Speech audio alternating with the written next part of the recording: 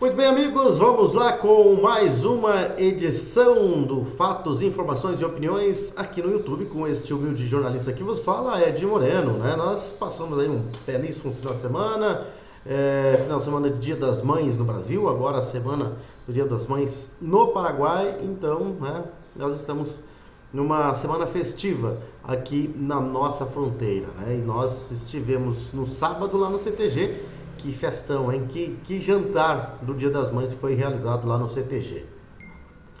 Bom, e depois da festa, então, vamos voltar para o trabalho, né? Vamos lá, voltar para o trabalho. Você pode participar do nosso canal aqui, clicando no joinha, deixando seu like aí, comentando, né, nos vídeos e também compartilhando o link aí nos grupos de WhatsApp. E claro, pode se inscrever, sua inscrição nos ajuda muito. É só estar logado aí no Google com o Gmail, né, que você entra no vídeo e só clica no inscrever ali, já vai estar inscrito e nos ajuda bastante.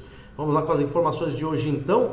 Vamos falar, começar falando de STF, né?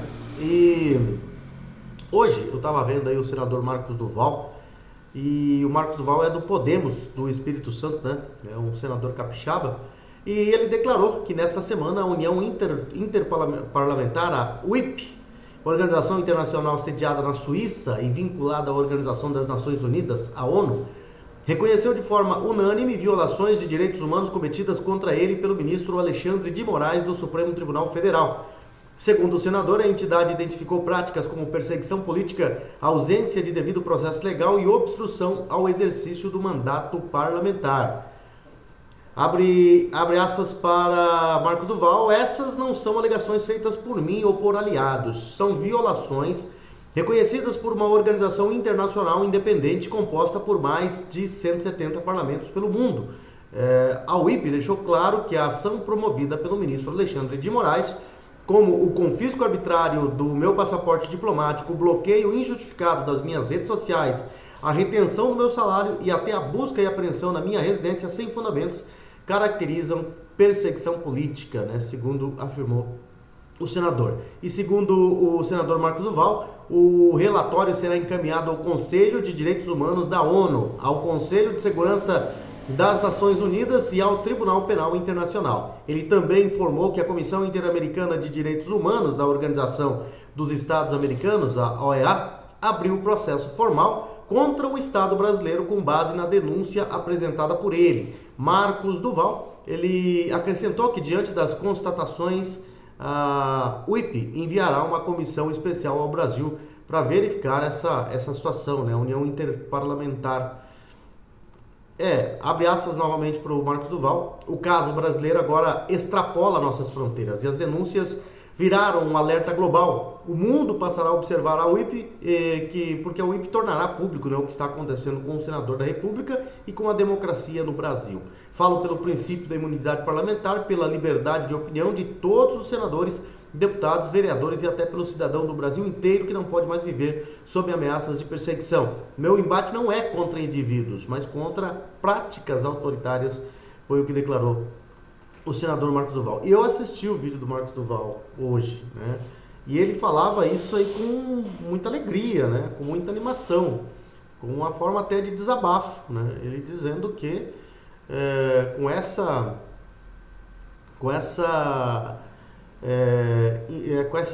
com esse conhecimento, né, por parte aí da União Interparlamentar, que é essa organização que é internacional, que tem a sede na Suíça, com isso, né, com esse reconhecimento de forma unânime da UIP sobre as violações de direitos humanos, né, e que foram reconhecidos que o ministro Alexandre de Moraes cometeu contra ele, as coisas podem mudar, né, e as coisas podem começar a se complicar para o ministro Alexandre de Moraes, né. E ele tem sido bastante estratégico, né? Desde que ele sentiu que houve a perseguição, ele recuou, mas ele recuou de forma estratégica e disse que recuou de forma estratégica, né? Que iria voltar a atacar no momento certo. Ele disse que agora começa a ser aquele momento que ele esperava. Vamos ver, né, se a estratégia do Marcos Duval realmente é a que vai dar certo, e ele brigou com muita gente, teve problemas pessoais aí, muita gente chamando ele de louco, né, no momento em que ele disse que tinha, né, cartas na manga, e as cartas na manga começam a aparecer, que é a União Interparlamentar, essa organização internacional com sede na Suíça, e que reconheceu as violações de direitos cometidas pelo ministro Alexandre de Moraes contra ele.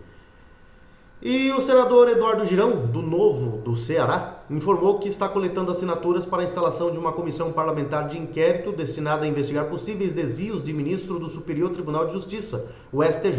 A proposta é apurar denúncias de um esquema de comercialização de decisões judiciais que envolveria advogados, lobistas e empresários. Girão citou a reportagem da revista Veja, que denuncia a prática da venda de sentenças no estado de Mato Grosso.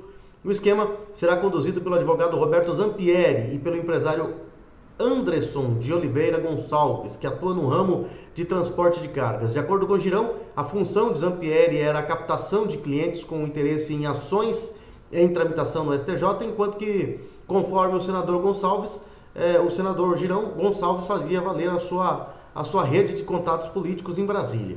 E assim, o advogado foi depois assassinado com 10 tiros dentro de seu veículo, em frente ao seu escritório em Cuiabá, na capital do Mato Grosso. O parlamentar afirmou que em seu celular foram descobertos vários áudios, mensagens e documentos que revelariam a operação de vendas de sentenças.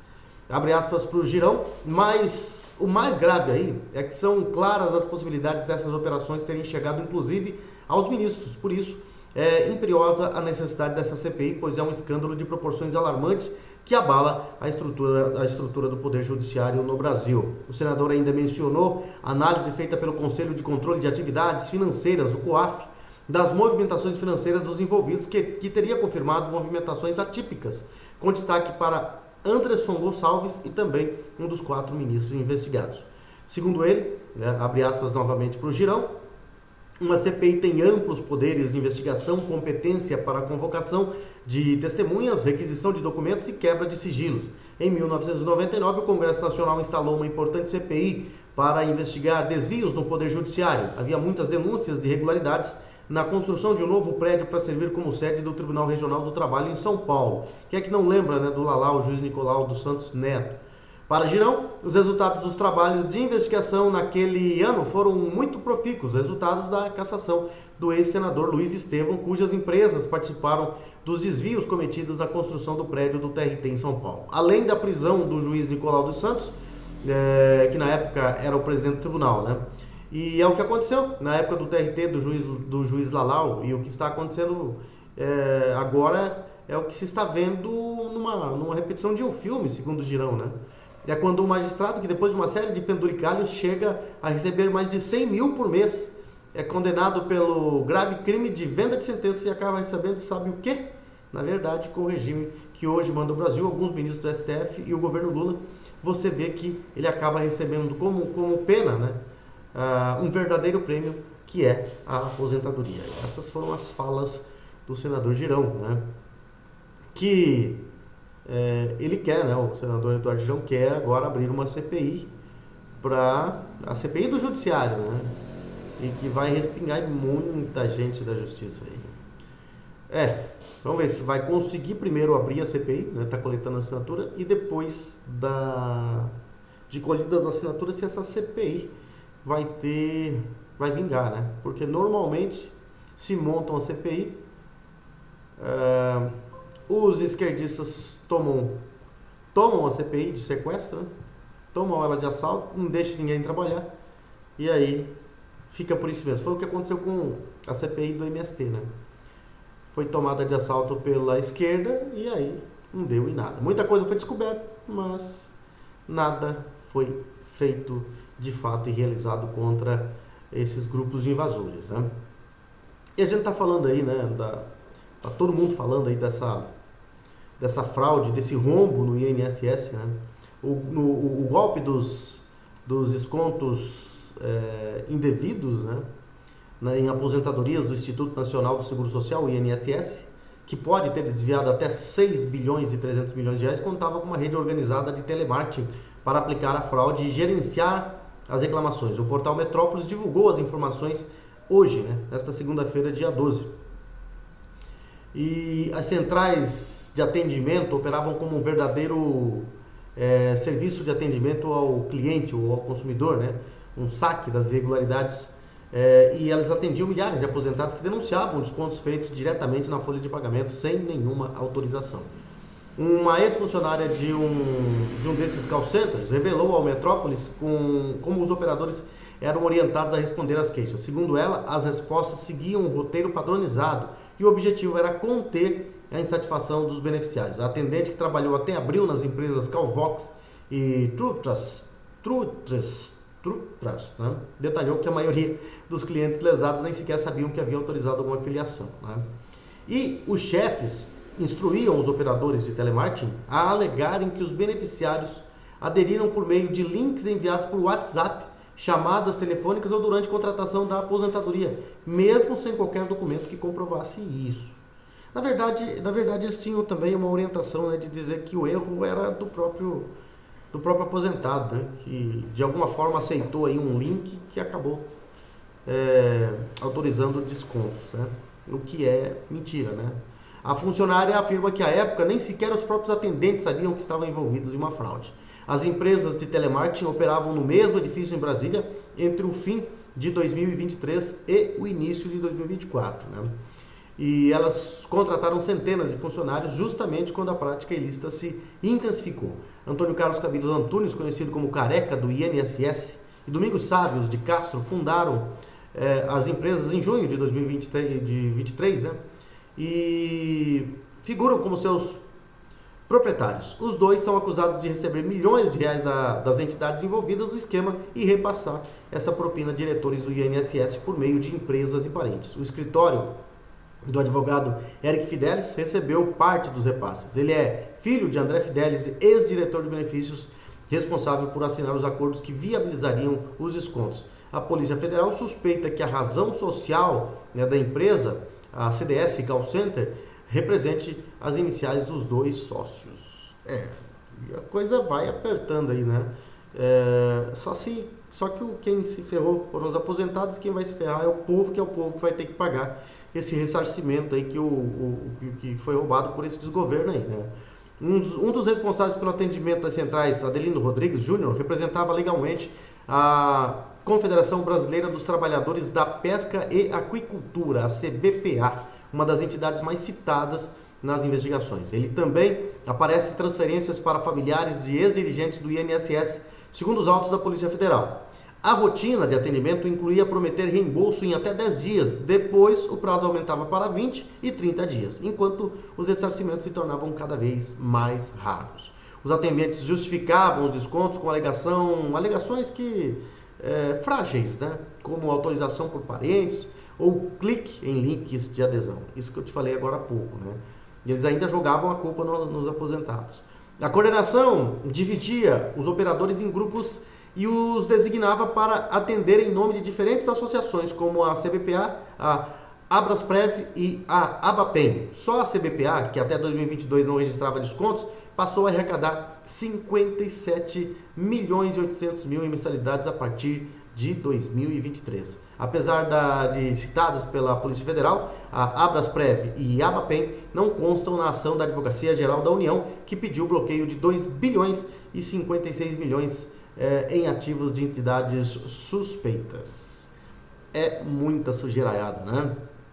É muita sujeiraiada. E é como eu disse, né? Eles estão se movimentando aí para ressarcir esses aposentados e quem vai pagar é a população, né? E a recente decisão do governador de São Paulo, Tarcísio de Freitas, do Republicanos de São Paulo, de reajustar o salário mínimo estadual para R$ 1.800, um avanço de 40% nos últimos 3 anos, gerou inquietação, né, entre os líderes do Centrão e acendeu especulações sobre suas ambições políticas para o ano que vem. O movimento, embora oficialmente voltado ao fortalecimento da renda do trabalhador paulista, é visto nos bastidores como um possível aceno a uma candidatura presidencial. Nos círculos políticos de Brasília, cresce a percepção de que o gesto de Tarcísio vai além de uma simples política estadual. Para caciques do Centrão, o aumento significativo anunciado no final de abril pode representar uma antecipação de campanha para um projeto nacional, especialmente diante da inegibilidade do ex-presidente Jair Bolsonaro, considerado o principal nome da direita. Embora Tarcísio reafirme publicamente que pretende disputar a reeleição ao governo paulista, Interlocutores próximos reconhecem que o atual cenário favoreceu e está favorecendo seu nome como uma alternativa viável e bem viável, né, para uma eventual candidatura ao Palácio do Planalto. Caso queira, já tem no salário mínimo sua principal bandeira contra Lula, né? É o que comentam, né? Muitos em tom de brincadeiras e outros em tom mais sério, mas com um viés estratégico. Com o Bolsonaro inelegível até 2030, enfrentando o desdobramento do chamado inquérito do golpe, a tendência é que o governador paulista concentre apoio dentro do bloco de centro-direita e direita. Mesmo assim, há aliados do ex-presidente que cobram de Tarcísio uma atuação mais firme nas articulações com o Supremo Tribunal Federal em defesa de Bolsonaro, o que ainda não ocorreu de maneira visível. Também não tem muito o que fazer, né? No aspecto técnico, o novo valor do salário mínimo em São Paulo representa um reajuste de 10% sobre o piso anterior e coloca o Estado com um salário 18,84% superior ao nacional. E essa medida aproxima São Paulo dos estados do Paraná, Rio de Janeiro, Rio Grande do Sul e Santa Catarina, que também mantém valores próprios para o mínimo regional, de acordo com as suas realidades econômicas. Nas últimas semanas, a possibilidade de ele vir a falar em candidatura tem aumentado aí, né? Principalmente nos corredores de Brasília. O pessoal tá com medo, né? Tá com um elefante atrás da orelha, né? Desconfiados aí da boa gestão, né, do Tarcísio e da movimentação dele, né, agitando os bastidores para 2026. Vamos ver o que vai acontecer, né? O que temos aí pela frente. Vamos falar dos nossos anunciantes. A Solo Forte, que começou com a gente já, né, lá no mês de dezembro. Nós começamos aqui o canal Fatos, Informações e Opiniões com Ed Moreno em 29 de novembro do ano passado, né? E a partir de dezembro a Solo Forte já estava com a gente. E aí depois veio o Baturité, o Carlos da Baturité, né, que tá recebendo sempre o pessoal ali, e nesse friozinho um espetinho vai bem ali, né, na sua conveniência, Baturité, onde você pode tomar uma cervejinha gelada, você pode tomar uma bebida quente, você pode tomar um refrigerante, um suco, né, e claro, saborear aquele espetinho preparado pela família do Carlos Dalzacchi ali, né? E a conveniência Baturité, ela fica ali na Avenida Baltazar Saldanha, na Rua Baltazar Saldanha, quase em frente a GESUL, dividindo ali com a Escola Estadual Miguel Marcondes Armando. E você chega lá, vai ser bem atendido e vai ter, né, um dos melhores espetinhos aí da cidade. E fora o atendimento, né? Eu sempre falo que tem muita gente que não gosta de pegar fila em supermercado. A conveniência Baturité é uma conveniência bastante surtida. Muitas vezes você pode evitar fila em supermercado só indo lá rapidinho, pegando o que você precisa, né? E evitando assim as filas. E nós temos também, né, desde o dia 7 de abril, né, 7 do mês passado, né? A presença aqui, né, e que tem nos ajudado bastante, é a Coop Home Office, que vem aí, né, com um conceito inovador, né, de morar e empreender aqui em Ponta Porã, e que tem construído esse prédio já em fase de conclusão, moderníssimo, que você vai ver ali na Rua Deputada Aura Moreira, né? A perfeita integração entre casa, escritório e lazer, inovador, moderno, arrojado e perfeito. Coop Home Office é um empreendimento único e exclusivo que chegou para mudar o conceito de morar e empreender em Ponta Porã. Versátil, completo, confortável e projetado com a melhor infraestrutura tecnológica e de segurança. O Coop Home Office é realmente perfeito. Perfeito para você que quer dar um upgrade na sua empresa e alcançar novos tempos.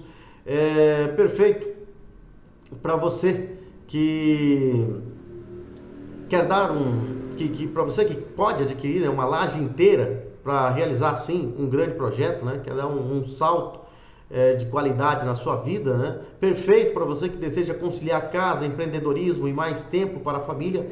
Perfeito para a sua família que merece sempre mais conforto, segurança, lazer e qualidade de vida. Coop Home Office, venha morar e empreender e ser feliz em Ponta Porã, né? Coop Home Office, a incorporadora e construtora Coop, né, que que está ali na rua Deputado Arão Moreira, aquele prédio que está sendo construído ali, né? Nosso plantão de vendas é ali mesmo, na frente do prédio, no prédio do supermercado Bom Gosto. Você entrar no prédio do supermercado ali pela Deputado Arão Moreira, você já vai ver a maquete, né, da Coop Home Office ali, e também vai ser recepcionado pelos nossos plantonistas, né? Nosso plantão de vendas ali, nossa equipe de vendas está por ali. Você vai poder conhecer o projeto, as plantas, as formas, né, para você adquirir um apartamento, né? Tem apartamentos aí de 43 a 259 metros quadrados, tem salas comerciais a partir de 23 metros quadrados, enfim, né, esse novo projeto moderníssimo que vem para deixar a cidade de Ponta Porã ainda mais bonita. Vamos falar de esporte porque tem novidade no Brasil. Seleção brasileira sem técnico desde a demissão de Dorival Júnior.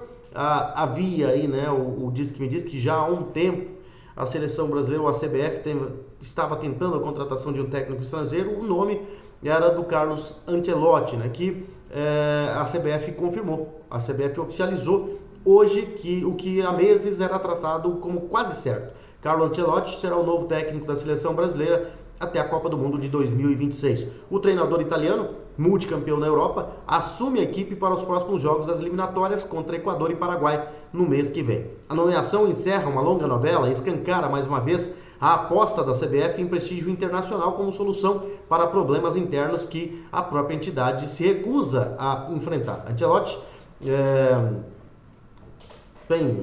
de fato, ele tem currículo, né? É o maior campeão da história da Champions League, com 5 conquistas, 2 como jogador e 3 como treinador. Foi campeão nas 5 principais ligas europeias, Inglaterra, Itália, Alemanha, França e Espanha.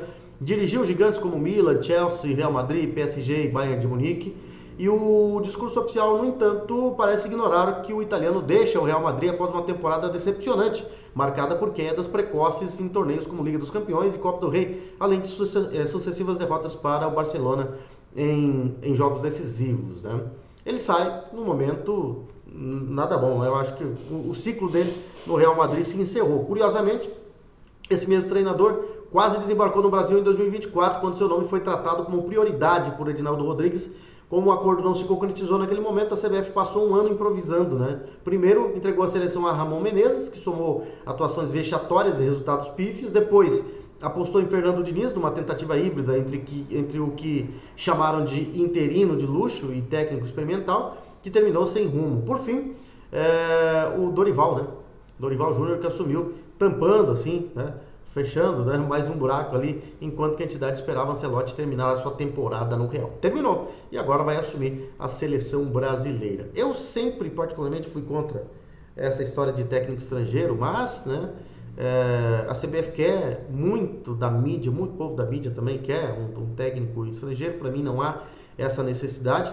O que acontece na seleção brasileira, por ela não dar mais certo, a gente sabe que é interferência de empresários, né? São escalações comandadas pelos empresários que desembolsam muito dinheiro na CBF, e por isso o técnico não tem liberdade para trabalhar. Quem é que não se lembra quando o Felipão foi campeão em 2002, né? Ele assumiu em 2001 com a seleção brasileira na Berlinda. Ou seja, a CBF naquele momento não estava em condições de ditar nada. E o Felipão assumiu com a seleção, já tinha passado por lá o Luxemburgo e o Emerson Leão. Ele assumiu com a seleção correndo o risco de não se classificar. Ele pôde, né, bater na mesa e falar assim, ó, beleza, eu assumo a seleção, mas quem convoca sou eu, vai ser do meu jeito. A CBF não tinha muita alternativa, acabou aceitando. E ele realmente comandou a seleção brasileira, não aceitou interferência. Houve uma pressão danada para que ele convocasse o Romário. Ele preferiu o Luizão Bichada do que o Romário, né? Em um momento aí das eliminatórias, quando no último jogo o Brasil se classificou ganhando da Venezuela com 2 gols do Luizão. A aposta do Felipão naquela época foi certa. E aí ele veio para a Copa de 2002 com o time na mão. Ele formou aquela equipe, né? Ele comandava aquela equipe sem interferência da cartolagem da CBF. E o problema depois disso é que é só você ver a segunda passagem do Felipão. Foi um desastre, né? Foi o técnico do 7-1, porque aí ele já não tinha mais como se impor. Quem mandava era a cartolagem, a CBF estava por cima da carne seca e ditava as regras a hora que quisesse. O técnico teria que aceitar a convocação que a CBF determinasse. E isso que acontece há muito tempo no Brasil. Não há técnico que tenha essa liberdade para trabalhar. Hoje, o Ancelotti vem na mesma situação que o Filipão. Ele vem de novo, tá? Quem convoca sou eu, não tem interferência da cartolagem. E como a seleção está num momento ruim, eu acho que não corre risco de eliminação da próxima Copa, mas está num momento muito ruim. E a CBF, de novo, né, o Edinaldo pressionado também, ele de novo não vai ter muita alternativa para falar para um técnico do prestígio que tem, o Carlo Ancelotti. Ele vai chegar e vai comandar, né? Ele não vai poder comandar esse técnico ali e interferir no trabalho dele. Dessa forma, há uma possibilidade de dar certo. Do jeito que está seguindo há muito tempo, com a CBF e a cartolagem ditando as regras e enfiando convocações goela abaixo de treinador, nunca vai funcionar. Então o Carlo Ancelotti pode até funcionar, e muita gente vai defender, tá vendo que devia ser um técnico estrangeiro, e eu continuo dizendo que não, é só deixar o técnico trabalhar de verdade, porque senão, com interferência, realmente ninguém consegue trabalhar, né? E resultados do Campeonato Brasileiro desse final de semana, né? Vamos lá. Falar do Campeonato Brasileiro, nós tivemos uma rodada que termina hoje, né? A rodada começou no fim de semana, mas termina hoje. Deixa eu ver se eu abro aqui o Brasileirão da Série A, né? Que teve a 8ª rodada, começando no sábado com Fortaleza ganhando do Juventude por 5-0. O Mirassol ganhou do Corinthians 2-1. O Grêmio empatou com o Bragantino 1-1. O Vitória fez 2-1 no Vasco. O Flamengo ganhou do Bahia 1-0. O Sport foi derrotado, goleado em casa 4-0. O Palmeiras ganhou com gol no último minuto no clássico contra o São Paulo 1-0. O Atlético Mineiro venceu o Fluminense por 3-2 e o Botafogo ganhou do Internacional por 4-0. O Santos joga hoje contra o Ceará para fechar a rodada. O líder é o Palmeiras, 19 pontos. Seguido pelo Flamengo, 17, terceiro Bragantino, 17, quarto Cruzeiro, 16, quinto Fluminense, 13, sexto Atlético Mineiro, 12, sétimo Bahia, 12, oitavo Botafogo, 11, nono Ceará, 11, décimo Corinthians, 10, décimo primeiro Fortaleza, 10, décimo segundo Mirassol, 10 pontos também, Internacional, 13º com 9, 14º Vitória com 9, 15º Grêmio, 9, 16º São Paulo com 9 pontos. Abrindo a zona do rebaixamento, 17º Vasco, 7 pontos, 18º Juventude, 7 pontos, 19º Santos, 4 pontos e 20º o Sport com apenas um pontinho aí, né? 2 pontos, perdão, 2 empates. Deixa eu ver aqui, eu tô tentando achar aqui o meu script, eu não tô achando. Achei! O da Copa Internacional dos Veteranos da Fronteira, né? Copa Internacional dos Veteranos da Fronteira, se não me engano, tá na sua 7ª edição. Teve a última rodada da primeira fase disputada no domingo. O Arsenal foi goleado pelo Manambaia por 6-0 lá na Arena Master. O Sport Sócio Cuetê ganhou do Primavera Master por 4-2. O ATA fez 6-0 no Sport Braga e o Los Magos Sêniors ganhou do Sport Nortenho por 4-1. No campo do Zé Balão, campo da Noroeste, Nosso Lar ganhou do Sangapuitã 5.0, 1-0. A Seva atropelou, fazendo um 7-0, né, no adversário, que é o Unido dos IPs, e o Tereré Esporte Clube ganhou do Sampaio por 5-0. E amanhã a comissão organizadora, o comitê organizador do campeonato vai decidir, vai sortear e vai decidir a fórmula de disputa dessa segunda fase da Copa Internacional dos Veteranos da Fronteira 50 2025. São essas as informações por hoje. Nós voltaremos, se Deus quiser, amanhã com mais informações aqui no YouTube, no canal Fatos, Informações e Opiniões com Ed Moreno. Grande abraço a todos, fiquem com Deus e até amanhã.